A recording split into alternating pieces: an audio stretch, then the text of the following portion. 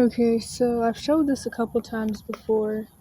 This is gonna go into the whole video that it's kind of gonna be about a couple different things, but I mainly want to focus on something I've talked about before, and it's that I feel like running away and becoming quote unquote homeless and having that term and the different insults that go along with that first done to me is kind of exactly what I needed, really, since elementary. Especially when it comes to CPTSD issues like codependency and people pleasing. I really did need this. I mean, I still have to figure out how to get out of it, obviously, but I really did need this because, I really needed to understand more that nobody gives a crap about anybody, which is so ironic, but I'm gonna go into that. So, this is somebody's comment from one of my abuse evidence channels revolving around the whole thing with the 1,950 plus abuse evidence videos and me talking about how I've run away and all that stuff. Thankfully you're safe, OMG. I saw some of your old videos. I remember she specifically saw the one from the first time I tried to run and the police had forced me into that voodoo cult, which I have the part 2 of that. No, I mean I had the part 1 of that situation re-uploaded in my cult playlist. It's like the second video or the first one in there, and it's titled Voodoo Cult Lady something. But I know she had commented on that one. Videos documenting the abuse, and it was outrageous over the years. All of it was ridiculous, especially the cover-ups that were attempted by your family after discovering the evidence. Please continue to stay safe. Now, as far as the quote-unquote cover-ups, there are no cover-ups that they had to do. The reality is that nobody gives a crap. You save yourself. There is no system put in place to help. Just the human cash cow systems and the cash for kids system, which is all connected anyways, which are there to traumatize you, further traumatize you, side with your abusers, brainwash you, make you feel like it's your everything is your fault and all that stuff, to create an issue that isn't already there, because they're in and of itself Munchausen syndrome by proxy, which of course is a part of the Ramco anyways. And then there's all the side people in society that are enablers and flying monkeys. One of the biggest things that I learned throughout the whole thing of the abuse evidence channels, and even since running away, is that, well, crap, really since during the abuse evidence channels, that I accepted more so is that, for one, because I forgot this part actually, all mandated reporters are actually cash for kids system staff and human cash cow system staff. Their job is to help abuse you and to side with your abusers. Whether they really like your abusers or not, still that's their job, to help abuse you. And that's pretty much that. But that's not what I was going to say, though. I just remembered that I forgot that. What I was really going to say is that it's not that people don't believe you. People pretend not to believe you as an excuse to not help, because really nobody cares and everybody's minding their business. And generally everybody gets abused anyways, to be honest. It's just considered normal. And the 1% people who actually haven't grown up like in the usual quote unquote grown up, who aren't getting beat on and strangled and stuff every day, they live in this la la land where their life revolves around them and their family, and they're just completely oblivious to what's going on in their next door neighbor's house and what's going on in most people's houses, which is really interesting. But anywho, the other thing with that is that yeah, so it's like one of the things that I started to realize, especially once like recording the videos just became a coping mechanism, is that I was really okay, I had to switch to audio recorder. I was really recording the abuse evidence videos for I guess myself, after a while. I would honestly say by the part 2 channel, but I didn't really start to accept that till I guess the part 3 channel, or maybe that was the part 4. No, it was the part 4 channel, because that's when the whole thing happened. Exactly like I said would happen in 2020 or 2021. The whole thing, 2/17/22, where someone from support groups have reported my abuse evidence videos and a couple other things I can't even remember, especially with the medical neglect, because my health had gotten really, really bad, really due to iatrogenic issues. And so the whole defect slash CPS case that happened, where they snitched about the 2000 videos and then got some deleted. And that's exactly what I said would happen in another case in another state in 2020 or 2021. But I think it was like, yeah, it was definitely 2021 because it was February 2021, I think. Which is funny because one thing that the abuse evidence channels helped me do is realize that, like, a lot of things kind of go in seasons. It's like every February, at least in my abuse situation, every February something like that would happen. Every October, this and that would happen. It was like weird like that. But that's kind of irrelevant. But I just think about that a lot because like documenting everything helped me realize that pattern. Like a lot of weird stuff would happen during like the end and the beginning of the year. But anyways, it's like one of the things with especially running away, I would say. I can't really say this for people that are like kicked out because a lot of the times, even though they're in a dangerous situation in the first place, they typically have a lot of cognitive dissonance and they weren't ready to like just be thrown out, and sometimes they weren't even aware that they were gonna get kicked out. And then for foster kids, they being when they are like living outside, it's safer for them than being like trafficked in CPS custody anyhow. So it's typically better for them. Although some of them rather be in the group homes, and I could get why. But anyhow, before I go into something irrelevant, you're out here and you run away because you've accepted the fact, at least to a certain extent, that you have to save yourself. There is no help, and nobody cares, and nobody's coming to save you. Which I feel like that's one of the biggest things in life. And in fact, I really feel like people do others a disservice by pretending that there's some organization that's going to come save you and pull you out your house with the Incredible Hulk and Superman, and that when you're getting beat on or whatever in the world or essayed, somebody's going to come rescue you in a cape and then put you in some safe house somewhere that doesn't exist. People need to stop playing that game because, for one, the people that are saying that, if there really was help, you would help the person. If anybody really cared, you would help whoever it is that you're telling that there's help, which is the funny thing about it. If there was help, you would help. You would be the help if there was help. You wouldn't be telling people, well, if you're getting locked in a closet for 24 hours, then you need to call this person and that organization and a whole bunch of stuff that isn't true. You would just help them. And it even makes me think back to something that I realized years ago, even before I coined the term "let me help you lunatic," because a lot of these people really were "let me help you lunatics" in a way, but more so white saviors. But I will say that the ones that I've been in support groups, like near the middle to end of my situation, they were definitely more helpful to me than anybody else ever in my life when it comes to like the abuse situation, at least, and like helping me get out the gaslight. And like I still have witness reports and stuff from some of those people. But anyways. Um, what was I about? I don't even know what I was about to say. Anywho, other thing was that hold up, crap. What was the other thing?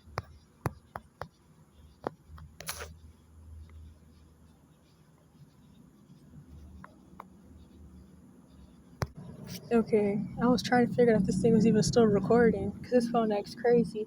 But the other thing is that I know there was a couple videos, one specifically where like I had screenshots of some post somebody made, I think in a homeless support group on Reddit, where they had asked this question. They were like, "Has being homeless made anybody else become kind of like cold hearted and like you don't give a crap about anybody or their problems?" And that's like I said in that video. That's not how it is for me, but it did help me like get more into the shape that I needed to be in again, because I kind of was like having this like acceptance almost at 14 when I had like blocked everybody and all my like the fake and abusive people that I was talking to, but I feel like I kind of fell back into something similar. Well, not really abusive, but I'll say maybe fake, but eh. But anyhow, hold up. Okay, so, but anyhow, I did like realize I needed to like block all these people because I needed to stop being the CPTSD codependent people pleaser, unpaid therapist for everybody else. And I really needed to focus on how I was going to get out of my abuse situation and figure things out and run away. And I was glad that I did that. And I had blocked everybody. But I do feel like, I mean, obviously, one of the things is that, like, once you run away, though, you can't just, like, block people and block all the inputs and insults and accusations and stupid stuff and weird crap from the random people out in society. Which, I mean, that's kind of obvious, but, like, it's kind of like I said in a recent video. If I remember which one it was, I'll put it in the description. I know definitely two where I talked about similar things. Once you're out here, you really get hit with the reality that, like, people don't care, but you also get hit with people's insults more. Kind of like earlier, I had one of those what I like to call Caucasian addict projection situations happen. Having some quote unquote white Christian people who were on heroin and meth and stuff themselves approached me talking about some drug this and drug that. And the typical line that predatory people, especially sexual predators, like to use, call me when you're ready for change. And but the lady said word for word, when you're done with this, let me know. And I was like, done with this what? And it's just like that the Chomo priest in Santa Cruz, who was like, "You're a beautiful 13-year-old, and I'm not gonna let you tip me with your prostitution. And when you're ready for change, no, yeah, you got to be ready for change, and you got to want change. And when you're ready for change, let me know, and go be a living sex slave and have all types of who knows what happened to me." So anyhow, that's what that reminded me of, and I'm not gonna lie, this is a side topic, but especially since like becoming quote unquote homeless, especially since actually no, even before running away, because even before I ran away, I was already having to sleep outside and stuff, and I was sleeping outside that church at 14 or whatever in the world. But especially since being out here, I actually get more and more why everybody hates Christians, but that's a whole nother video. But anyhow, so comments like that, and it's just like the whole thing where people are like, you need to go home, and people do their all to try to turn you into police and get you sent back to your abuse and all that. It's like, once you're out here, people have everything to say, but nobody has anything to say when you're in the abuse situation. When people are begging and crying for quote unquote help that doesn't exist anyways, nobody cares, and that's just what happens. That's just what happens to kids. That's what kids deserve, because everybody hates kids anyways. And people say all that, but then once you're out here, people want to tell you about how you're unsafe and you need help. And it's like, well, shoot, I was unsafe when I was locked in the house being starved. So I don't know. It's like, what in the world? It's just really crazy how people have so much to say, so much stupid stuff once your quote unquote parents aren't around. Now they have all their 2 cents.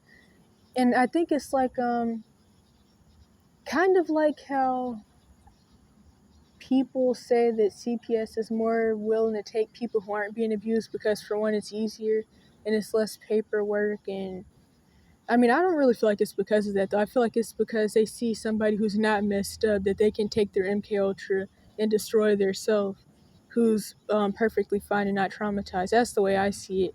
But a lot of people say it's because it's easier to take people who aren't being abused because it's less paperwork.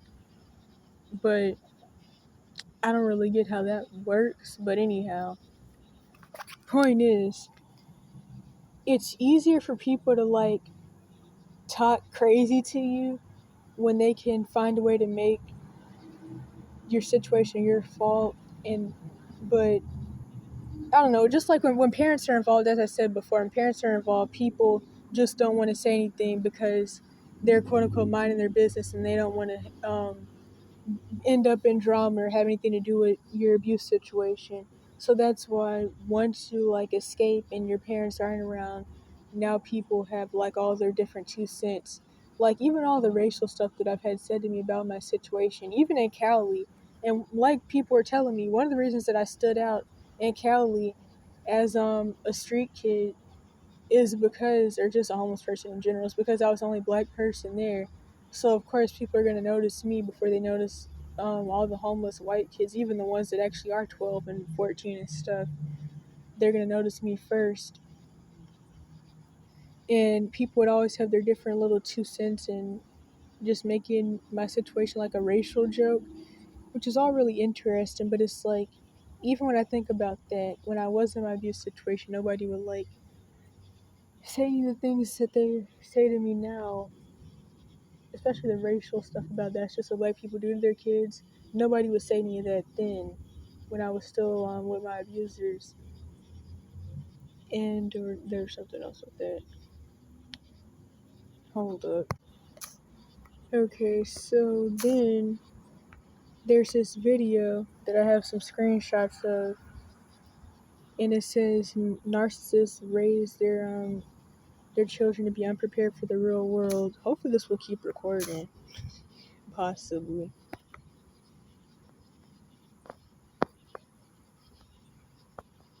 Okay.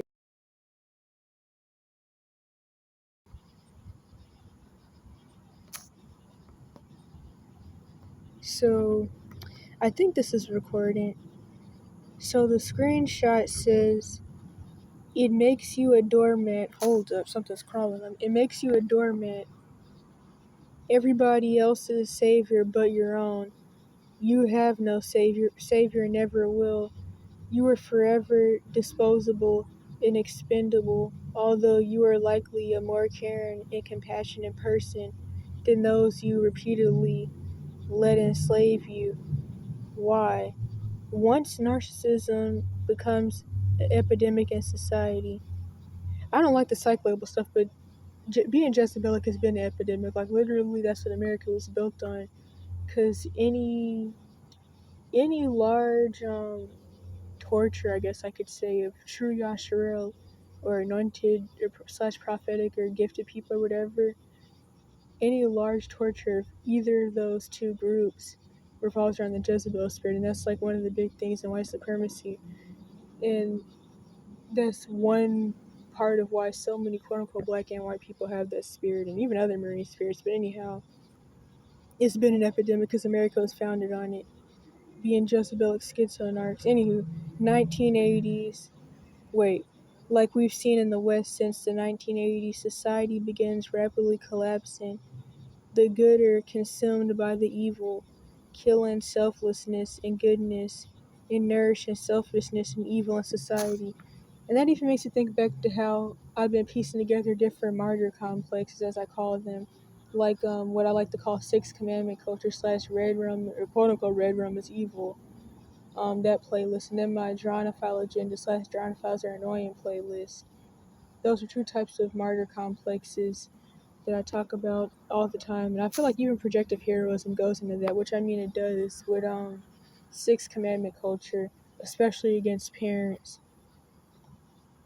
or the idea that you can't defend yourself against parents. Okay, so growing up like this makes you a perfect target for nasty people. That was the biggest damage. I learned this the hard way too. So true. So, one of the things that I think about with this, which I was thinking about this earlier while splitting as usual, is that honestly, like, as I've said before, one of the things about being in an abuse situation is that people can make up every excuse in the world for why they can and won't help you. They can talk about legalities and all the laws put in place to keep people in abuse and to try to keep people from helping.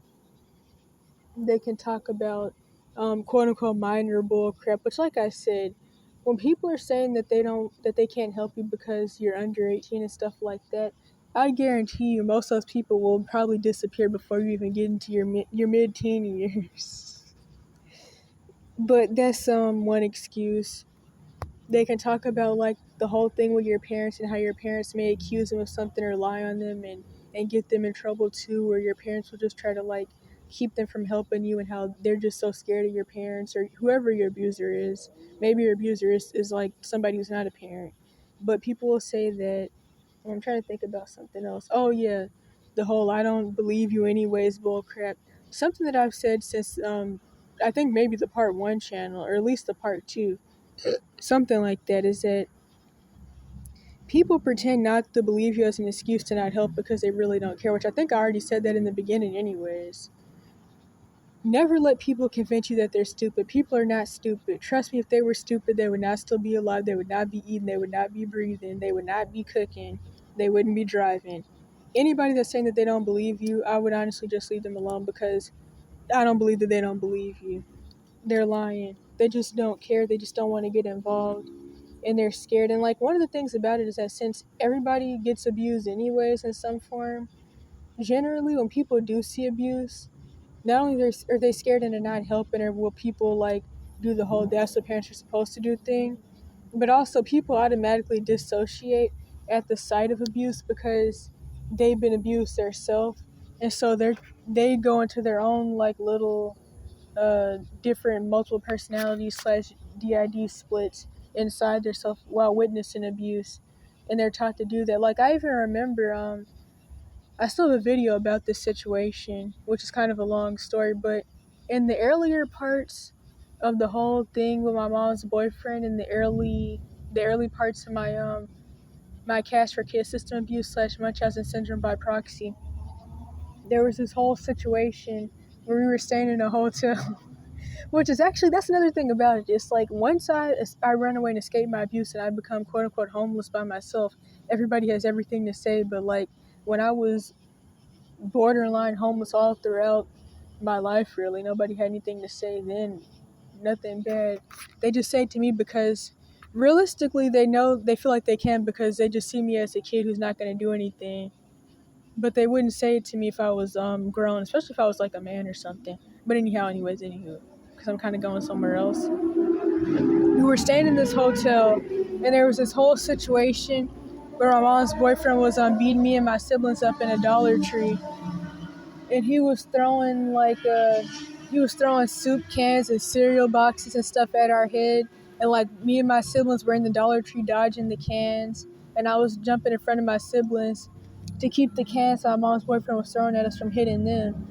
And like, people in the store were all watching. Like, there was even this one lady who was standing at the door of the Dollar Tree shaking and crying while her friend was hugging her, which I feel like that's all extra and stupid. You're either gonna help or you're not. But I do get it though, because like, unless somebody's gonna let you live with them, you're gonna be getting abused. And they do know, a lot of people do also know, if you see somebody abusing somebody and you step in but you're not really gonna help, you're not really gonna try to like sneak them out the situation somehow, and you don't want to get involved, it generally can make the situation worse, because then the abusers are going to be like, well, now you're making me look bad, and now once we get home it's going to be worse, and I'm going to abuse you worse, because now you have people thinking I'm the bad guy and acting like you're not the problem, and the usual abuser stuff that people do. So that is another reason that I honestly could get of why people often won't intervene. But at the end of the day, as I always say, day by day I realize why generally everybody's going to hell, and we're all insane, and we're all evil, and we're all of our father the devil. But that's another topic as well, I guess. But there's something else with that. Also, something I've realized for most of my life now, and think about and accept more day by day, is that majority of grown-ups are really evil. People are always talking about the kids are demons. I mean, crap, everybody's a devil, to be honest, it seems like. But most grown-ups are really evil and messed up. And I've realized that really my whole life, just about. And then another thing, crap, I forgot to say this actually. I was thinking earlier, so going back to the codependency and the fake friendships, and I haven't had anything like the abusive Addie friendship thing happen. I think it's because I've been in too many isolated situations to even really meet somebody, to even get a chance to be in a situation like that again. I don't even think I'd go for something like that again, to be honest. But just like weird fake stuff, especially with the thing of like barely being around people my age, and even just the situations I'm usually in, as I've said before, if you're often in like these like abuse, neglect, pity party looking situations, you're typically just gonna attract people that are either predatory, including let me help you lunatics as I call them, or people that really don't like you but they just feel bad for you. So like they do like little weird breadcrumbing, love bombing, gift bombing stuff every now and then because they kind of feel bad. And that's like one of the biggest things when like you always have friends that are like, or quote unquote friends that are like grown or just like way older than you or whatever. They're not really your friend. They just see you as like a kid, like they see themselves as like some type of guardian type figure, like maybe older sibling, but really like a guardian type figure. Which I mean, it makes sense, but it's kind of like they just feel bad for you, but they don't really like you either. And so, anyhow, what was it? Oh yeah, but it's like I just look at people even more weird now because it's like I feel like talking to somebody that knows that like for example, it was like 15 degrees and snowing last night or something like that. And this person knows that you could die any moment or that you almost died or you're like about to die right now or something, or kind of like even in the abuse situation. But I feel like it's even worse because it's like you've ran away now or you got kicked out or whatever your situation is, so now nobody has the whole oh I don't believe you or I can't help because your parents will say something excuse. People don't have that anymore, and that's what I keep talking about, and how it really helped me to realize that really nobody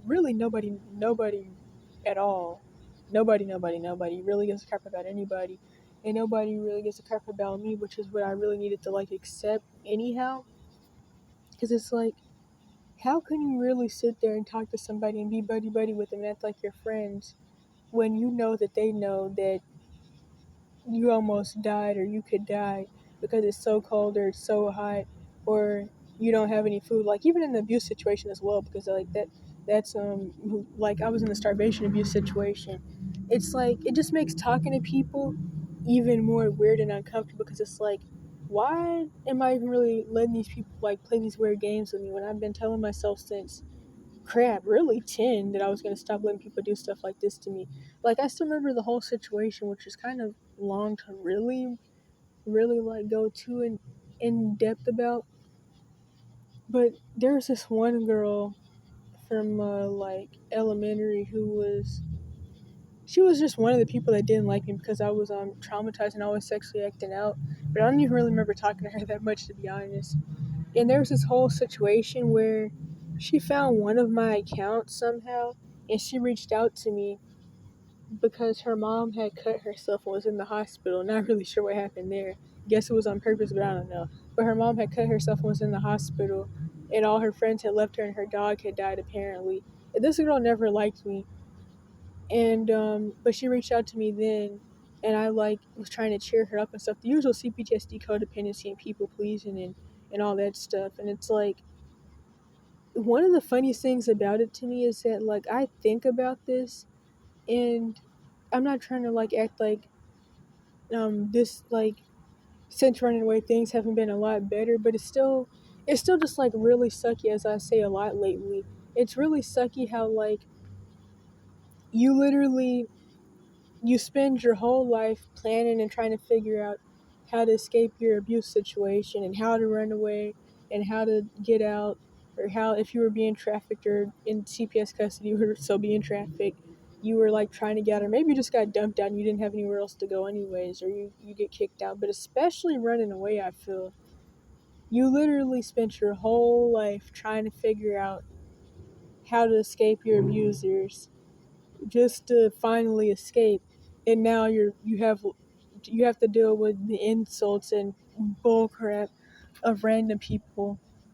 Now for me personally, especially where I'm at now, it's not like on the level where it's kind of like a constant torture thing, but in California it definitely was though. Like literally people are just calling the police on me all day 24/7 because for one, people knew that I wasn't from there because I'm quote unquote black, and that's what people are always saying. Like, we know you're not from here. You're like an illegal immigrant from Mexico or something. And so there was that. And it's like I was constantly dealing with 911 calls and racial stuff. People not wanting to let me use the bathroom, and people all that stuff. I can even like add in the people that are always like trying to call the police on you and get you sent back home.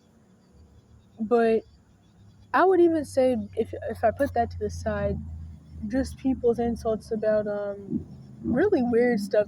The drug accusations, which that's really just the Caucasian addict projection. So really, it's just white people, especially from the West Coast or in the West Coast, doing that. And then more common, just like the accusations about not wanting a job, and it's like I'm trying to think about what else. Weird stuff that people say to you about what is it that people say? Want to live off the kindness of others, and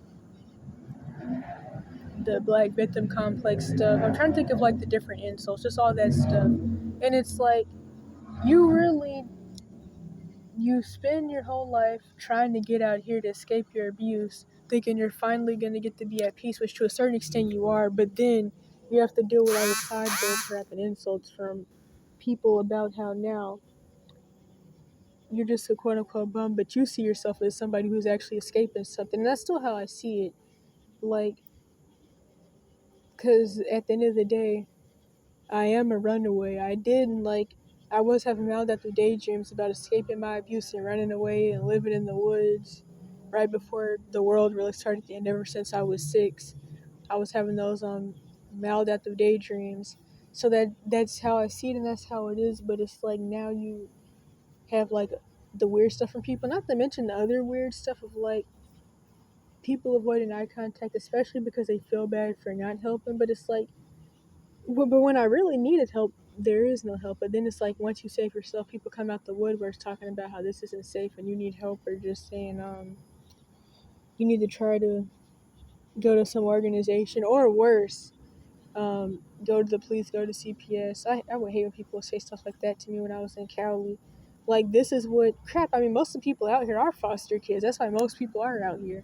So it's actually a good thing that I just got the chance to save myself instead of being homeless while somebody's getting paid for me to be homeless, which well, the homeless industrial complex is a money system anyways. But then there's something else I could say with that. Oh yeah, but generally, like I've even stopped doing a lot of like codependent stuff, like always giving my food and money to people, which I haven't really had any money anyway since I've been here because I can't really make any. But like I know, especially that whole thing that happened when I was stuck in NY and it's 15 degrees and snowing. I would like help people out with like food and stuff, and I'm not trying to like say that that's a bad thing or that I regret that, but some of the people I really shouldn't have, because this one dude, he was kind of cursing me out, and I even remember that boy who had been sex trafficked in LA, and he was forced to lure other kids into sex trafficking. I remember when he was like, you have a southern accent and you're doing southern hospitality and people can tell you're not from here and you got to stop being nice and these people are selfish. And I even remember I had somebody tell me that I really shouldn't be helping most people out of really anybody. That's what they said. But I feel like maybe not, maybe most I shouldn't. But they're like, you shouldn't be helping people out because one, you're a street kid, and then it's like you're helping grown people, and it's like anybody who's asking you for money and stuff is selfish anyways. And yeah, I guess that makes sense. There was this one white dude, I don't know what happened to him, I haven't seen him in weeks now, but he would come to me like asking me if I had $1 and stuff like that. And honestly, I really don't have any money, but I was like, no, but I wouldn't give him any anyways. But changes like that I noticed in myself since running away, I actually like things like that, and it's really a good thing. Like, honestly, people, okay, wait a minute. Psychiatry considers Batman to be a sociopath. And really, that's what you want to be like. You don't want to. Because the reality of the world is that people are taught to either be the victim or to be the perpetrator. And honestly, most people are being a little bit of both. They're letting people punch their eyeballs out and letting these guys and women essay their kids, or they're essaying their kids themselves. And it's just like, you really don't want to be either of those. You're taught to be everything but the hero to yourself and others. And then, like, I know, like, a lot of people talk about the spiritual side of why people who actually would be willing to help people often end up stuck in, like, bad situations and broke. But honestly, I would say that's more of, like, even a trauma codependency thing as well. Like, those types of people often end up becoming let me help you lunatics too, because some of them actually do want to help people, but they're really not in the situation to. So they, like, do a lot of weird stuff where, like, they want to help you kind of sometimes, but they really know that they can't. So they'll, like, maybe do stuff for you while being mad and talking junk the whole time, which I don't like stuff like that. And I don't even know how to really explain it, but generally, like, even before I was out here, I was, like, watching documentaries since 6, but especially on YouTube since 7.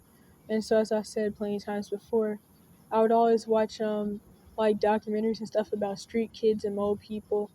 And, I mean, crap, I was, watching, like, Invisible People. I don't watch that crap anymore because I don't like how the Caucasian community's drug issues has been made the face of homelessness.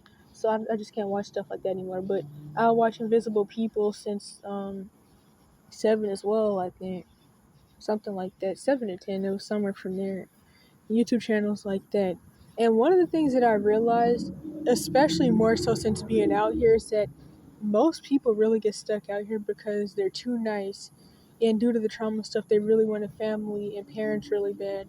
So they end up, boys and girls, and even men and women. In fact, people don't even talk about men who are, like, in their 30s being dragged into these abusive situations with these 78-year-old men and stuff. People don't even talk about that. And I noticed that even more than, like, 6 situations with girls and women, to be honest. But anyhow, people, oh yeah, they keep getting dragged into, like, bad situations due to that, and just being used to abuse and used to bad bullcrap. Like, people, one of the things that people never want to admit with domestic violence is that people end up in DV situations because they're taught to believe that people who love you beat on you and talk junk to you. I'm not in a domestic violence situation. Well, I mean, I'm not even around people my age to even be dating anybody anyways, but I shouldn't be, and nobody with sense would date me. That's why generally nobody wants me but 40 to 80-year-olds anyhow. But anyhow, I wouldn't be in a DV situation because I don't have cognitive dissonance about my abuse and even bullcrap that people try to do to me now. But people who think that you're supposed to be getting corporal punishment, you're supposed to be getting slapped in the face and having all your clothes taken off and beat in the shower and stuff like that, they're the ones that are going to be in these DV situations because they actually believe that that's love because that's what their parents teach them. And then the whole family plays stupid if they even kind of care when the person gets hurt really badly or dies from DV. But that's what you taught them, to get beat on. But anyhow, another thing that makes you think of.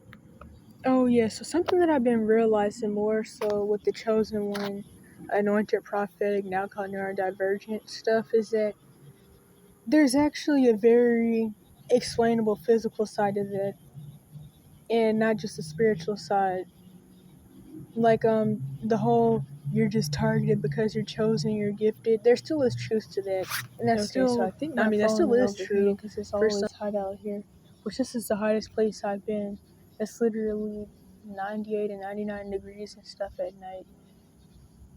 But the last thing I was saying is that depending on the spectrum of your abusers, I think that's what I was saying, can, like, determine how far this actually goes of pretty much not having anybody. So you have to be the person that's in the boyfriend girlfriend cycle. You're always having to get with often really a chomo, at least in the beginning, which, as I say, typically dronophiles never stop being dronophiles, especially with women.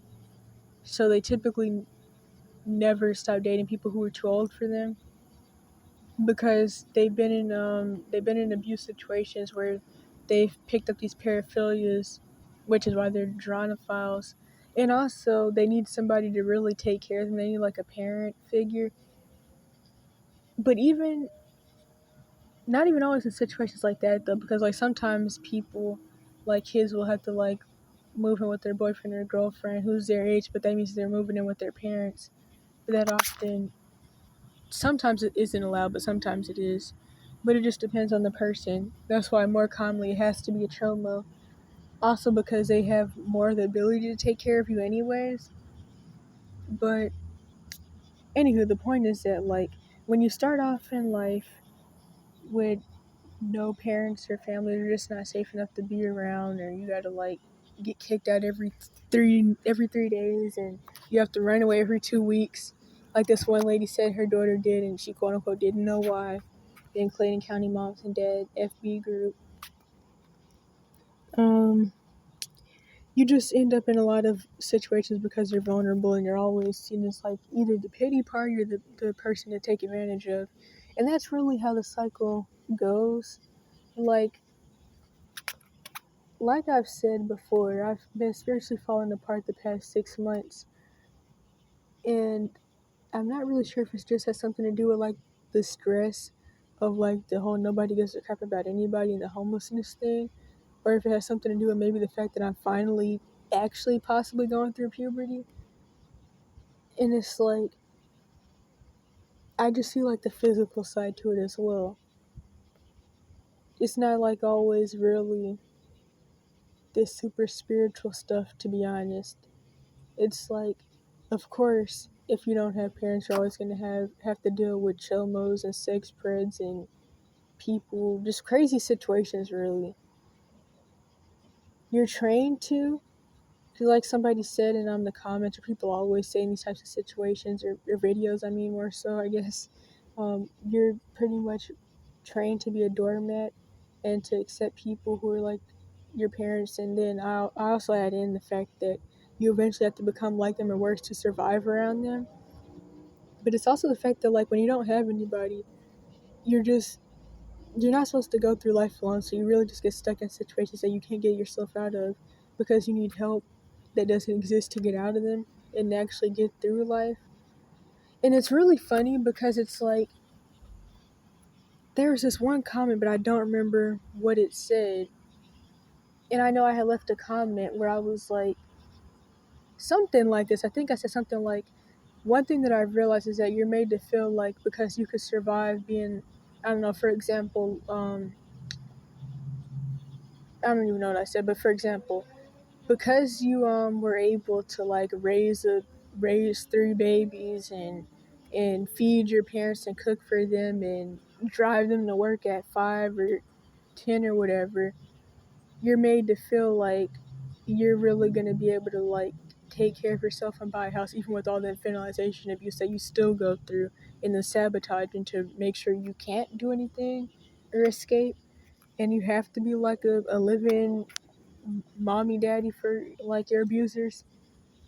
You're you feel like you would be able to like handle things, and I'm not saying that you can't, because I don't want to like push that idea that a lot of abusers push onto their victims, that you would never be able to do anything. That's why, if possible, if you're not reported as a missing person and you have vital records and you're able to hide the fact that you're homeless so people will still hire you, and you're also uh and if you can get around the ageism and stuff like that, I would really advise for you to like try to get a job if you can, of course, before like running away or whatever, but especially after, if you're able to. But most people aren't, due to those different things: ageism, being a missing person, no vital records, especially the missing person and ageism thing. And yeah, but anywho, that's why I would advise getting a job if you're able to, so that way you can see that you can do things, or if you can enroll yourself in college, and because you're like not a missing person, and you can talk to college into not being weird and like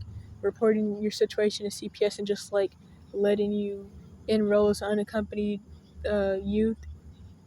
Then do that so you can see that you can do things. Although I would be careful with the college thing though, because like you don't want to enroll when you know you're in a situation where you really can't do it, and then you end up owing money because you just had to stop going because, I don't know, you couldn't get there because like a tropical storm came and all your clothes flooded or whatever in the world. because you are made to feel like you can never do anything. So that's not what I'm trying to say. And that was kind of like a little over explaining, but generally just made to like feel like how do I put it, like pretty much working a job and like it's not the same. Well, shoot, I hope it's not the same as like getting, I don't know, strangled by like your stepdad or something. That's pretty much what I'm trying to say. It shouldn't be. I hope it's really not, because it really shouldn't be. But I mean, crap though. So many people are like chomos and sex predators. Like a lot of kids are like getting harassed and even essayed, boys and girls, on like their jobs by not even just coworkers, but even like customers. And I talk about this all the time. And one of the things that I notice is that nobody does anything and nobody cares. Like at these jobs where these kids are getting essayed and harassed, like even the grown adult coworkers, especially like the guys, they don't like say anything or care. Like it's really just crazy to me that they're technically are supposed to have some like care and protection for like the kids that work these jobs, but they'll just like let grown men like follow these girls like to the bathrooms and to their cars and stuff like that. And that's like really just not good. So I mean, yeah, maybe the job could be risky, but it shouldn't be in a perfect world. And it's just not the same. It even makes me think about the whole thing with my dad, which came to mind. Like he had the usual teen mom situation. I thought it was like maybe the typical SA situation, but from whispers of my mom and her boyfriend one day, where they were purposely whispering in my face but didn't want to tell me what they were saying, because that game that people like to play. But I guess supposedly my dad's dad was younger than my grandma, and she was 15, I guess, when she got pregnant with him, but she had him at 16 or whatever. So yeah. And then there was a whole thing of my dad being SRA sex trafficked by lawyers and judges and stuff. So of course that caused its own side trauma that was horrendous. But it was especially like just having to play the usual role of being the enmeshment, emotional incest, um, codependent, covert essay, uh, other terms I can't remember right now, for his mom. So the usual, what people call like a mom's boy, is going through covert essay, being a surrogate spouse, going through enmeshment, and yeah. And it's really not a good thing, as people like to act like it is. But that's why I made that video months ago titled "People Want to Be Their Kids' Friends," because a lot of people like to say this to accuse somebody of not physically abusing their kid like they're quote unquote supposed to, but that's not the case. They're still physically abusing them, but they're also taking them through enmeshment and other stuff because they needed somebody. And most people never really wanted their kids. They hate their kids, and society hates kids in general. Crap, I mean, even the kids these days are trained to hate kids and talk about how they never want a kid and how they unalive all their babies. Like even the kids are trained to hate kids, and it's crazy because like they should be in a youth rights, but they're not.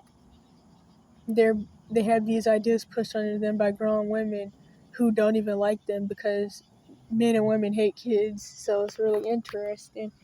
But anyhow, so what I was saying is that my dad went through all that just like my nephew did, but which I have my re-upload from 2022 titled Sister Emotional Incest.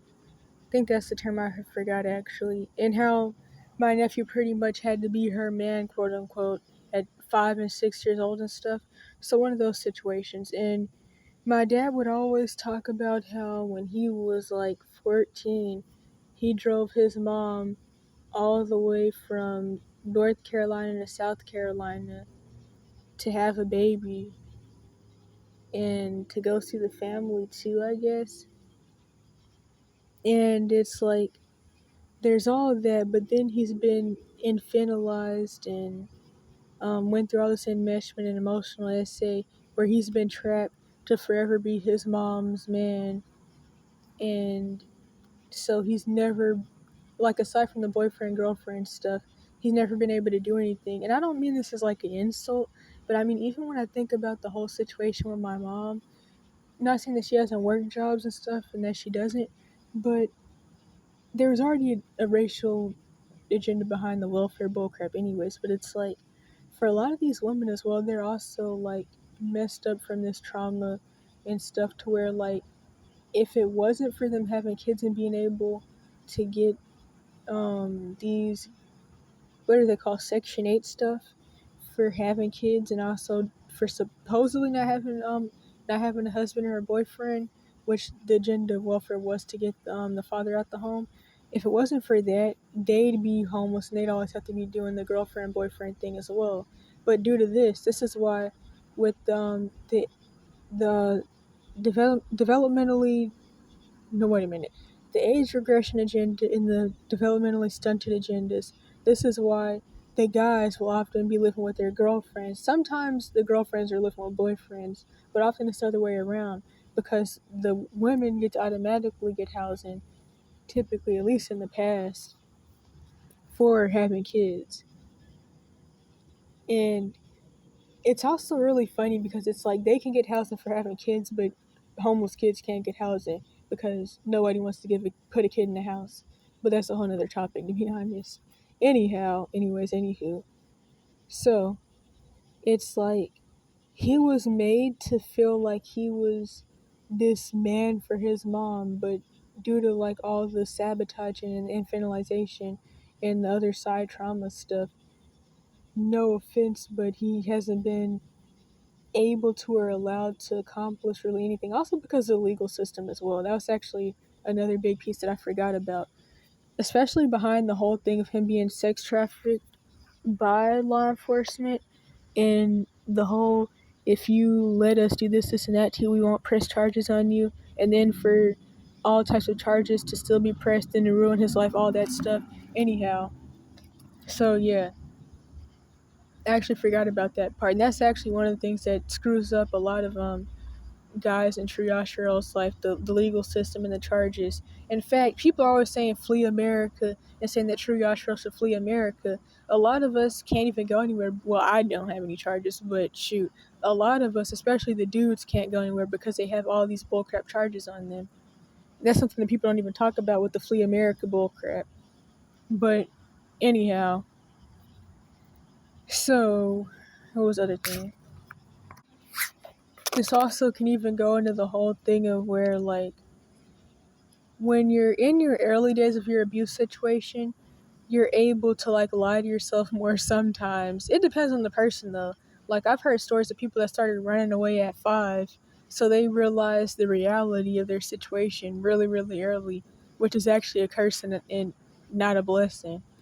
Like, it's kind of just like we're running away and laying low till 18. The longer wait you have till 18, the worse it can be, because like it's just so much hiding to avoid being sent back to your abuse or trafficking situation. It's similar to that, because it's like, if you're running away at 5, you already get that your abuse situation is really bad at 5, or maybe it's just so horrible to where you literally have no choice, which is really common in like these really, really crazy like physical abuse situations and stuff. And then some people start getting kicked out at 8. But yeah, so you just have like a longer wait to when you're supposed to be legally allowed to leave, which is bullcrap anyways. You should always be able to leave. But yeah, so anywho, you're tough and you're like this little grown up when you're like really young. Like, throughout my entire life, for as long as I can remember, since being a toddler, I always just felt like a little like 45-year-old man, which is really interesting. But that's just always how I felt. I guess maybe it has something to do with also living with my dad for most of my life, but it was just always weird. Like, I just was like the typical like neglected person that thought that other people's situations and getting to be, I hate this term, I don't even like this word coming out of my mouth, but the people that got to be actual toddlers or children, like, I just feel like they were just too sensitive and too babyish, and they were scared of everything and stuff like that. and they didn't know how to cook. In fact, a lot of kids these days don't even know how to cook. A lot of people don't know how to cook these days, which that even goes back to like the infantilization. But then a lot of like kids and adults, they spend so much time working and going to school, they don't even have time to cook anything, and they just have to eat McDonald's every day, which is why they're having all of the issues that they're having. But anyhow, like kind of like that meme, you're like a little Superman when you're like 7 and 8 years old and 9 maybe, but people try to act like you start to regress once you become like 30 or something. I would honestly say it can depend on the person, but by 8 or at least your teen years, that's when the regression really starts. Or maybe that's when you're really going to realize that you're just different and messed up and it is what it is. And you're developmentally delayed and everybody else is ahead of you. And even like in my current situation, I'm still becoming developmentally delayed and missing developmental steps that I'm just not going to be able to catch up on and just stop caring about. Because at the end of the day, I'm just going to be a sociopath and I'm just not going to be able to interact with people my age. But like I said before, as the days go by, the people that I call people my age are no longer people my age because I'm going to keep getting older, possibly, and I'm going to keep living. And I don't want to be like 30 or something if I even live anywhere near that long. And still like thinking people my age are like 12-year-olds or something. But that's like a fear that is a long story. Especially because I meet so many sexual predators, like since 16, especially, that love to do this whole "you're the grown ass cis woman, but I'm the boy." And I even talk about how street kids aren't seen as kids in general, and how people are like always gonna try to age you up to make themselves feel better about not helping you or wanting to essay you and stuff. But it's like especially with these sexual predatory guys, it's like they've just been so stunted. Not the whole "oh they're retarded" quote unquote excuse. So like that's why it's okay. I hate when people say that somebody it's okay for somebody to be a sexual predator because they're quote unquote slow. I don't like that, but I just mean like they are stunted. Some of them that aren't just looking for like a easy victim, and it's like they see their self as being on my level, and they try to pretend that they do. I guess, and that's why I say it's always really weird because like by 12 people knew I was like too iffy and delayed for them in ways. That's and it's like people my age now, they don't even believe I'm their age. They think I'm younger, and I mean even it depends on the person though. Because due to my situation, sometimes people, especially here, will automatically assume that I'm like decades older, but generally people my age and even way younger will sometimes assume that I'm younger. That's another thing that makes it weird with people claiming I'm 38, or even just with like the people who claim I'm mature, or just like old people liking me. It's like if like a 16-year-old wouldn't even date me, I feel like it's even more weird that like somebody who's 40 plus will be like, yeah, you're the exact type for me. But anyhow,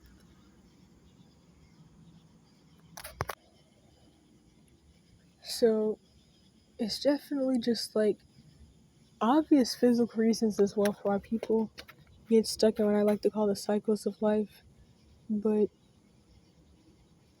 it's not talked about. And that's what I've been saying a lot lately. I get why in the now called quote unquote Bible, it says, care for the orphan, the widow, the fatherless, the needy. That should be obvious why people should do that, but it's like, it's more evident day by day. Like for human trafficking, like, they're typically born into these family systems and bloodlines for higher level, not lower level, because that's all funded by taxpayer dollars anyways, and nobody cares about that. They don't care about the higher level either, but yeah, so they're seen as like easy targets because nobody cares about them, and they I mean, even if they don't end up like homeless, like even if they're still in the group homes or they're being put in the hotels by CPS, they're still easy targets. I mean, crap, there's still the video that went viral of the social worker telling the girl who was in the hotel that if she wanted to eat, she needed to prostitute. So, and that's lower level prost traffic, and that can lead to organ traffic and other stuff. So it's like, moral of the story is that when you don't have parents or family, just sets you up for cycles of like bad things. But that's also why this was evident in the American Street Kid documentary. That's also why you have to figure out a way to get around this mindset that's forced into your head that you can't do anything, but also that like there's no point of even trying or even having anything if nobody gives a crap about you and you're not gonna have anyone anyways. Like ever since I was 6, or well, when I was 6, that's when I had made this saying that I don't want to live long. I don't want to be old, and I don't know if I want to be rich, because if I was, I just like KMS anyways, because I wouldn't have a family and I wouldn't have any friends or anybody to share like my mansion and stuff with. So I just end up hanging myself in like the mansion or whatever. That's what I said at 6, and I actually realized since being out here, like a lot of people, they feel the same way. So I was feeling that way before I was out here, but I haven't felt that way, and I can say especially since like sometime last year, because I realized that honestly, I really just don't want to be in any more like vulnerable or situations that are considered vulnerable. Because the thing is, always being in like, okay, pretty much like you can't straddle the fence. You're either gonna have to try to become rich, or you're just not. You're just gonna have nothing and be like typical, which isn't a good thing. But you don't want to straddle the fence. And then also, I have accepted that the only way to not constantly be seen as a punching bag or vulnerable, the easy essay target, the target for chomos, R-worders, police, especially. Crap, that's the first thing I should have said, because they're the main ones that I've had to deal with, especially throughout the whole thing of running away, and even when I was trying to run away initially. What else is it?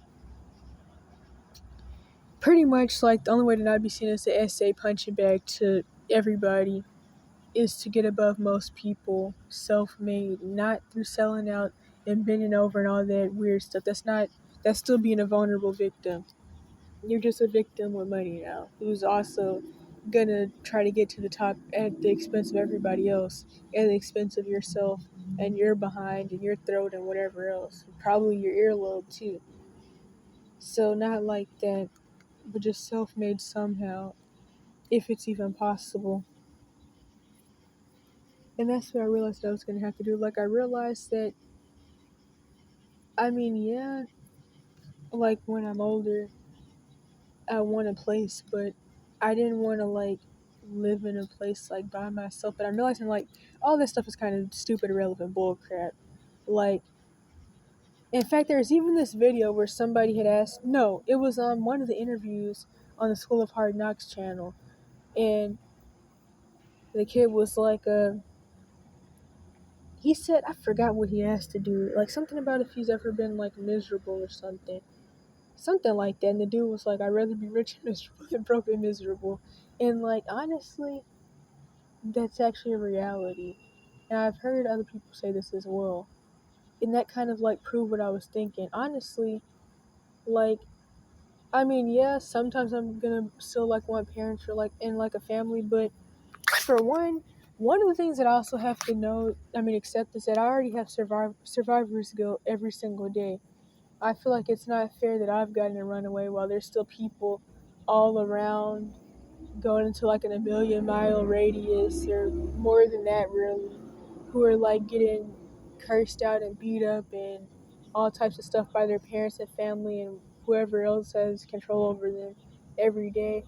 But I got to run away. Like, even, like, it's just so evident that, like, so many people don't like or want their kids and they're fed up. And it's like, just seeing that, I'm reminded why I should continue to be grateful that I've even managed to run away and that I don't have to have people over me who hate me and are trying to kill me and all that stuff. Or at least, well, I don't have to be like locked in a house with them or whatever, or locked in a building or locked wherever. But then it's also still kind of screwy because, like, when Iceland National Guard comes out to where I'm at now, like they have in other places, they're gonna want to like take me to unalive me, which I don't really care about being unalive, but it's like, how are they gonna do it? So they're gonna want to like hurt me and take me out, or throw me into one of the slave camp prisons for being a runaway slash homeless, since it's like not legal and they're trying to take people out for depopulation, anyways.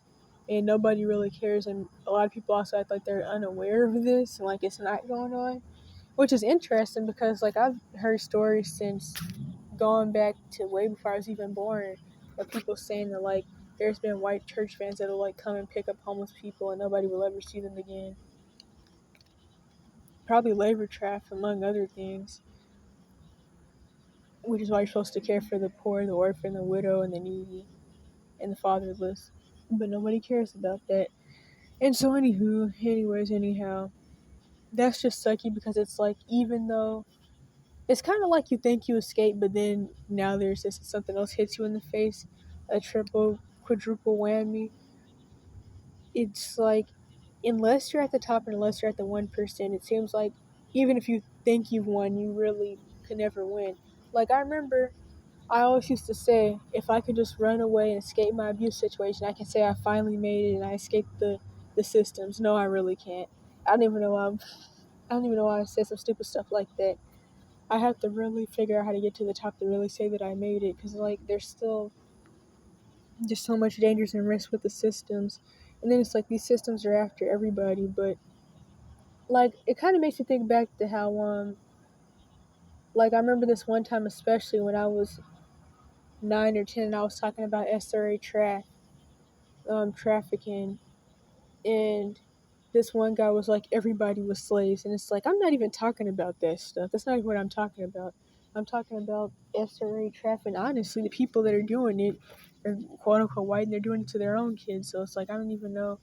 But it's like, people, like I said before, people like to make stuff racial when you talk about the systems. They try to like play this little like you're just a victim, paranoid black woman who thinks like everybody's out to get you or whatever. But honestly, immigrants are really worse for that than anybody, because they're trained to be. Because for one, they try so hard to be white adjacent and model citizens, and a lot of them think that they're quote unquote white and they're not. Like, honestly, I've dealt with more crazy mess with immigrants than even with quote unquote white people. It even makes me think back to that clip at the beginning of the American Street Kid documentary with the Mexican dude and the photographer, whatever in the world, the director. He had asked the dude, what do you think about street kids? And the Mexican dude was like, they just don't want to work. And it's like, some of those people aren't even, you can't work without vital records. Some of those people weren't even old enough to work. And then you can't work if you're a missing person. And then that's pretty much, oh yeah, and then the homeless thing as well. That'll get you discriminated against. And like in places where they're used to street kids, people are really good at telling if you're a street kid. Like where I'm at now, other than the people that like actually see my sleeping spot and like see me outside all the time, or they like see me sleeping out here, people aren't gonna assume that I'm homeless because I'm too young, unless they assume that I'm way older than I actually am. And that's the good thing about being where I'm at now. But in a place like Cali, where they're used to seeing homeless kids all the time, that people are really good at pointing you out, and they're always like looking people up and down, trying to figure out who's an abandoned orphan, pretty much. So that'll make it harder for people like that to get a job in places like that. Like where I work now, of course they don't know my situation. which is so, it's really ironic though, because like half the people that work there are homeless. But yeah, like then before I came here, I was always dealing with bullcrap of being told I'm supposedly not old enough to work, which honestly isn't even true. You're supposed to be able to at 14 plus, but that's typically not how it goes. And I'm still, I mean, crap. It's like I'm definitely more than old enough, but especially like 16, 17, if you're 16 plus and they're saying you're too young, then they just don't want to hire you, which I've always said that. I've said, especially since 12, that they really try to like trap people, especially kids, especially melanated kids, and they have to like, or kids in general, and they have to sell their self or sell substances to be able to make money to survive. People are always talking about child labor laws. Nobody gives a crap about quote unquote children. What even is a child? That's a biased term. People just, they really just don't want to get sued, to be honest, if something happens. And I would rather for a 10-year-old or even younger to work at like McDonald's than have to like prostitute or something or sell substances.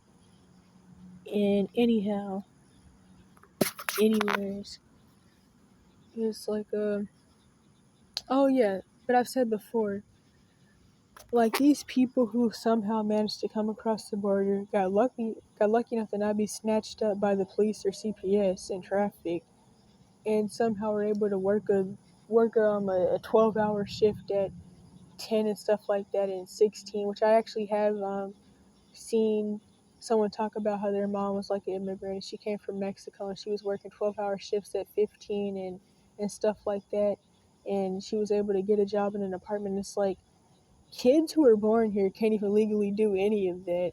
I don't even know how you manage to do that. Like one of the things about it with immigrants is that they feel like um, even if you have like the what's it called, the immigrant number, it's kind of like SSN. Even if you have one of those, but especially if you don't, they generally just feel like you're going to be easier to take advantage of. So that's why they'll do crazy stuff like that with you, and they'll let you work at a 24-hour shift at 13 because they feel like they can because you're an immigrant and they see you as not having rights anyways. They feel like nobody's going to report them for it, and they're not going to like get sued or whatever. But like there's so many people who are in abuse situations these days where they're not even like allowed to work to try to escape their abuse situation at any age. And then like I knew this one girl who managed to get a job at 14, but she was just like forced pay all her mom's bills and her mom was still her money. So typically people either aren't allowed to work or they are, but their parents steal all their money and use it for their boyfriends and stuff like that. So that's typically how it goes. But it was just like a really crazy comment. And I've dealt with some of the craziest stuff, especially since running away from immigrants, and the craziest comments from immigrants than I have from like even racist quote unquote white people that I've dealt with, especially like in Cali. It's just like really crazy. And that's why I said in another video where I specifically talk about the whole thing with like anti immigrants or really anti melanated people in America agendas. There's a divide and conquer agenda with that whole thing, but I can get how people, especially like poor people of really any ethnicity and color, have been pinned against immigrants, especially like quote unquote black people, because for one, they're already taught a lot of things about you before they come over here. They're taught to stay away from quote unquote black people, not to trust them. They all have a victim complex. They just complain, nothing that they say is true. And then also, since everybody's under the religion and brainwashing of white supremacy, most of these niggers and stuff that come over here think that they're white anyways, or they try really hard to be, like the Asian model citizens. And so they're gonna play the whole pin the tail on the black person game to try to get approval from the white people that they want to be and think that they are when they really aren't. I even met this white dude in Cali that told me he literally went to like Mexico and Latin America and Asia, and he was just running around telling people that they're not white, they're black, which is funny. But yeah, so anyway, he was like, it's crazy all the different black people that think that they're white, and he was like, I was telling them, I'm white, you're not white. It was so funny to be honest, but yeah, so especially being a homeless quote unquote black street kid. I definitely dealt with a lot of racial stuff. And then another thing with it is that like I'm good at not being seen by certain people, but then a lot of people still do see me a lot and do notice me, and I do stand out. And it's like in Cali, it was because I was the only quote unquote black person there, so they would try to act like I was like the only street kid, even though there was like hundreds of street kids there. There's even this one 14-year-old boy he was quote unquote white, and he was always getting kicked out every couple of weeks. And him and others like him, they would be dragged in by older homeless people to do substances with them. But nobody ever said anything about that. They just noticed me and wanted me locked up. But in a place like where I'm at now, I'm still gonna have to deal with like racial jokes and stuff about like me being kicked out and all different accusations. Because where I'm at now, people are used to pretending that homeless youth don't exist in America, anyways. Which is also one of the big reasons why people just say, "Oh, well, you're secretly 38," and or they'll just try to do the whole aging up thing. So yeah, but anywho, due to that and being in one of those not in my America, homeless youth don't exist things, people are just gonna um, assume that I'm not homeless, even if it's obvious. Assume I'm older, or what was the other thing? I can't remember what the other thing was. But the point is that that I really wanted to get at is that since people here aren't used to that or admitting that that's a reality, they're just gonna say, "Oh, well, you're just the kicked out black kid, but your situation isn't usual," even though it is. There were a couple other kicked out people, and this one girl who obviously had been trafficked her whole life who was out here, but I haven't seen her in a while. But I heard that she had got a job, but she definitely did end up having to move in with some chomos. But I guess they helped her get the job, which is a good thing that she has a place to stay in a job. Which makes me think back to what this one chomo guy had said. If I was willing to move in with a chomo and get essayed, I would be in a different position. And since I'm not, that's why I'm in the same position that I'm in. He's not wrong though. Even before running away, if I would have moved in with wait a minute.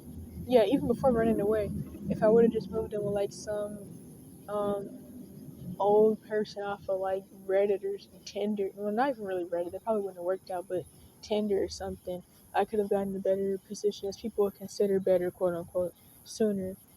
As I talk about in my videos, message to runaways or something. I don't even remember what it's titled, just something like that. But I talk about the whole thing of once you're out here, your real risk is the fact that now you're seen as a bum, so people are gonna treat you like crap due to that. That's your real risk, and not somebody walking up to you and throwing you in a car. I mean, that can happen. I'm not gonna pretend it can't, but that's not really the risk. Your risk is law enforcement and people that like to call law enforcement, or people that just like to beat up homeless people whenever they get mad because they feel like nobody's gonna care. And so, anyhow, I talk about how that should be one of the real reasons why people would rather be the 14-year-old who's living with some chomo grown man or woman than the 14-year-old who's living outside because people just talk junk to you and give you insults. And I think that video where I talk about it I think it's called Truth of Running Away actually. I think that's the one where the thumbnail is Dora, or maybe it's the one where the thumbnail is Where the Wild Things Are, but I can't remember. And then I'm trying to think if there's anything else. Oh yeah, so the boy crazy thing. Um, One, there's a hypersexuality agenda with the media. There's a huge chance that she probably got SA'd, and the mom probably knows that, but doesn't care. But also, some of it could be normal, and I can't say that since running away, I've been called boy crazy, but I don't really think that's really that true. But I do think that part of it is being out in public sometimes, like at stores, and seeing guys or even just even girls, and then thinking, dang, like some people possibly could be my type, or some people are just really good looking, and then it's but when I was in the abuse situation, I was so focused on surviving, and I was so isolated, I kind of forgot about that. The last time I had experienced anything like that was elementary. Well, not it was elementary, because I didn't go to middle or high school, and so like or well, the little 3 months of like high school, but I did know remember that then that there are like good looking people, but really elementary. That's like when I really last got to like see that. I guess remember that, and so I was told that I was boy crazy, but I don't think that's really the reality. I even had asked this one girl if she had any relationship advice. This was like maybe last year at this point, but I know it was months ago. And she was like, I spent too much of my life suffering to even think about that or worry about that. And honestly, she's not wrong. Like, maybe my priorities are messed up, but it is just like kind of interesting. No longer having to be like in a crazy amount of survival modeness to where I can really think about the other things and like dating, even though nobody in their right mind would date me. But so yeah, there's that. But I feel like it also goes into ageism and this idea that like quote unquote kids aren't supposed to feel any type of way but other people. In fact, if I remember right, she said the girl was 16, I think. Or did she? Serious, concerned. Oh no, she didn't say an age, I don't think. Yeah, she didn't. Because I was gonna say 16 is a young man and woman anyway, so. Okay, so the quote unquote minor bullcrap. One, the minor crisis in the term minor. It's just really overused and it's really stupid. It's an insult, anyways, not gonna go into that. But one of the things that people seem to not get about America that people are shocked about when they see these like soft and underbelly interviews and stuff like that and documentaries like American Street Kid, they don't get that like people are always hearing the richest country in the world, and so they think that means nice or good or moral, but that's not what that means. Like what does this thing say? Is there any option? Do you have? You are a minor. There must be something to protect and save minor girls. U.S. is a very developed country, and this is something that like people will often say in like these to people in these abuse escape support groups or just even abuse support groups in general. There is no help you save yourself, and that's anywhere. But one thing that I have noticed that I mentioned a lot, even since the abuse evidence channels, is that people will talk about like going on these chomo sex traffic missionary trips to Haiti and Africa. They'll talk about helping little orphan homeless kids and stuff like that, and going to the orphanages to help them. But one of the things that I noticed is that they can go to the orphanages, they can go to the soup kitchens that are made. Somebody did mention that there are no soup kitchens, that some have to be built. But the thing is, in the U.S., we have soup kitchens, but like specifically runaways and kicked out kids, and even just kids who aren't even homeless, but they live in abuse situations where they're not allowed to eat. They can't even go to like a soup kitchen under 18, especially like if it's a whole bunch of like nosy like white people that are looking to call CPS and the police to try to get some black parent in trouble. I've ran into people like that so much, especially when I was in Cali. It was just an everyday thing. People calling the police on me, hoping to like get some black parent in trouble to prove some white savior point. So anywho, due to that, and also just due to the legalities, like people under 18 aren't even allowed on the campuses of these shelters that have soup kitchens and give out food because nobody wants to be held liable because they feel like it's okay for to let people grape older kids and grape grown people, but they worry more about possibly getting sued if they let them do it to somebody who's under 18. Not to mention the staff at these places, especially the religious ones, they're all chomos and stuff too. I mean, crap, I know I even mentioned the whole thing with the storm shelter in NC and how everybody was talking about the van driver for the family shelter was a chomo, and they were letting him bring his girlfriend up there who was a kid, and to see the baby that she lied and said was his supposedly, but really was some other dude's. The whole situation was sick. I never ended up seeing her though, but everybody else was always talking about it. How his girlfriend was a kid, and they were just letting her come up there to visit him, and he was seeing the baby that he found out wasn't even really his because she eventually admitted it. I wouldn't even let that dude see the baby. And then it's like she hadn't been forced to get with him, or she was in a really or she is in a really desperate situation because like, not only is he really old, but he's not attractive at all. Like, maybe he has money or something. Cause shoot, there was literally nothing but him looking horrifying. At least from what I see, like he wasn't even like good looking. Anyhow, so anywho, what was I gonna say with it? Oh yeah, so then there's like always this wait till you're 18, 18 obsession stuff, and when you're 18, there's gonna be help. When you're 18, there's gonna be that. And like I said before, in one of the interviews that I think was taken down with the whole Nova from Soft and Underbelly thing, in one of them she was like 12 or 13, and she said, I always used to say I can't wait till I turn 18 so I can like have a place and go to school and all that stuff. But she was like, I'm realizing that nothing's gonna change, ain't SHIT gonna change.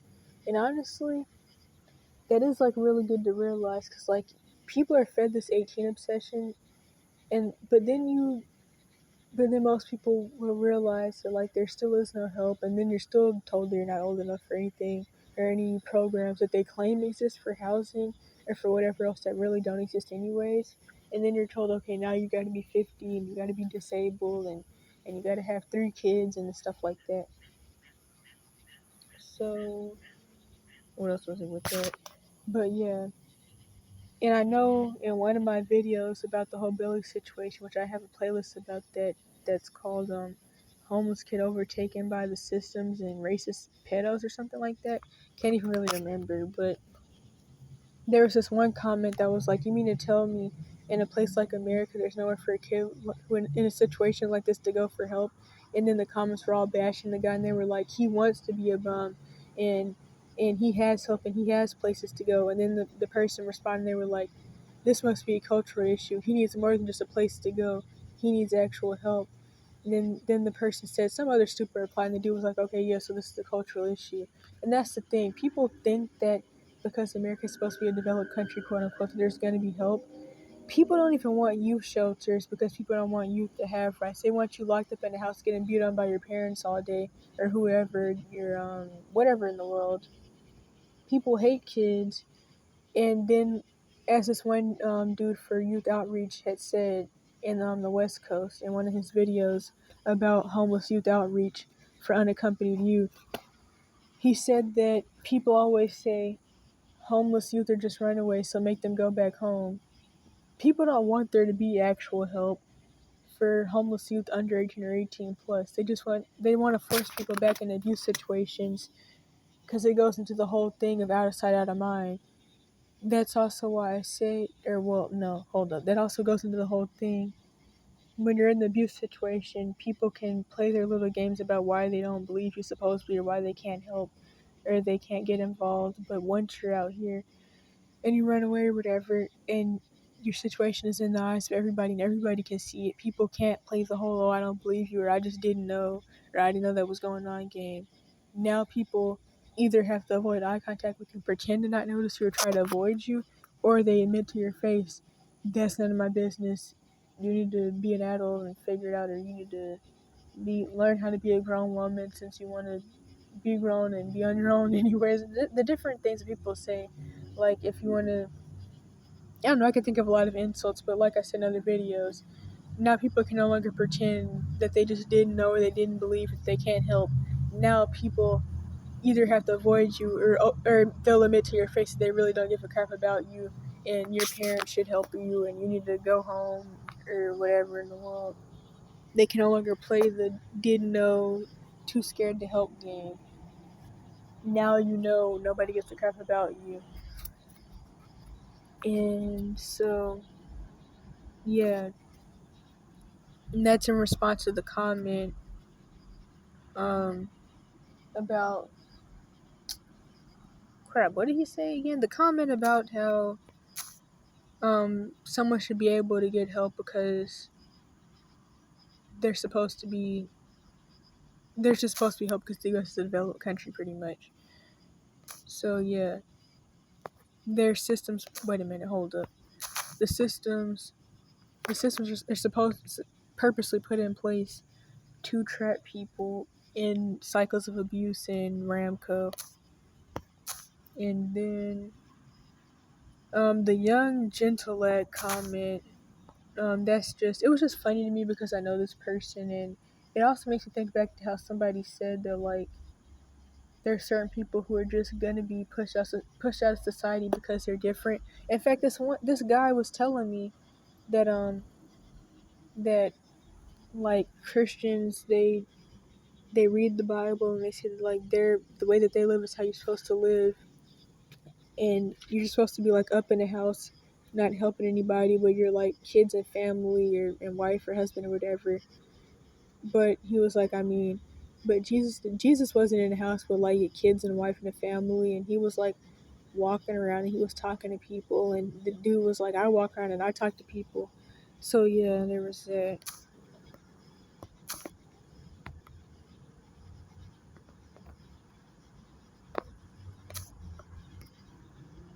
Then the sexual addiction comment, I had recently re-uploaded a video that I was supposed to upload from like 2020 that I found in one of my Gmails, and it was a couple comments about sexual addiction, but one of them really stuck out to me because the person was like, I knew by the time I was 5 that I was a sex addict. That's typically how it goes. As I've said for years, people typically become addicted to porn and all that other stuff somewhere from age 5 to 8 due to abuse and neglect and just like being allowed to like do whatever on the internet as a coping mechanism still typically for abuse and neglect and already being essayed actively or before. But honestly, I would definitely say that like the religious community, they do a good job of beating people up about it, even though like the pastors and stuff are doing it more than anybody else and the whole 9 yards and even hurting people. But there actually is no real help or people talking about the real issue here when it comes to this stuff, and just beating yourself up about it. It doesn't really help. And honestly, with the corn stuff, that can actually be really easy to get over. You just have to not have a device or internet or any of those things. And after not having that long enough, you can get over that. But that's not even admitted because people are made to feel like you need to have these devices. Then the screenshot from LinkedIn about how people are becoming entrepreneurs at an all-time high.